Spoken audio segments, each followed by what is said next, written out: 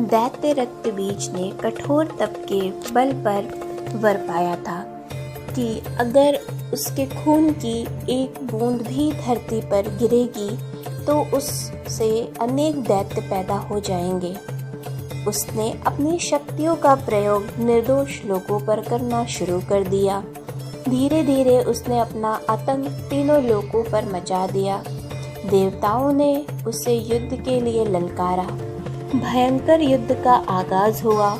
देवता अपनी पूरी शक्ति लगाकर रक्तबीज का नाश करने को तत्पर थे, मगर जैसे ही उसने शरीर की एक बूंद भी धरती पर गिरती, उस एक बूंद से अनेक रक्तबीज पैदा हो जाते। सभी देवता मिलकर महाकाली की शरण में गए। माँ काली असल में सुंदरी रूप भगवती दुर्गा का काला और डरावना रूप है, जिनकी उत्पत्ति राक्षसों को मारने के लिए ही हुई थी। महाकाली ने देवताओं की रक्षा के लिए विकराल रूप धारण कर युद्ध भूमि में प्रवेश किया। माँ काली की प्रतिमा देखे तो देखा जा सकता है कि वह विकराल माँ है, जिनके हाथ में खप्पर है, लहू टपकता है, तो गले में खोपड़ियों की माला है, मगर माँ की आंखें हृदय से अपने भक्तों के लिए प्रेम की गंगा बहती है। महाकाली ने राक्षसों का वध करना आरंभ किया, लेकिन रक्तबीज के खून की एक बूंद भी धरती पर गिरती तो उससे अनेक दानवों का जन्म हो जाता, जिससे युद्ध भूमि में दैत्यों की संख्या बढ़ने लगी।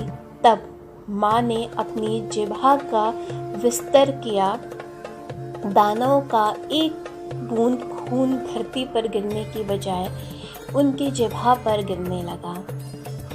वह लाशों के ढेर लगाती गई और उनका खून पीने लगी। इस तरह महाकाली ने रक्तबीज का वध किया, लेकिन तब तक महाकाली का गुस्सा इतना विकराल रूप ले चुका था कि वह उनको शांत कराना जरूरी था, मगर हर कोई उसके समीप जाने से भी डरने लगा।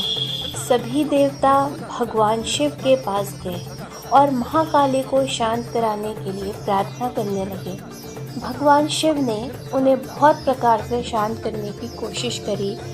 जब सभी प्रयास विफल हो गए, तब वह उनके मार्ग पर लेट गए। जब उनके चरण भगवान शिव पर पड़े तो वह एकदम से ठिठक गई। उनका क्रोध शांत हो गया। आदिशक्ति माँ दुर्गा के विविध रूपों का वर्णन मार्कंडेय पुराण में वर्णित है।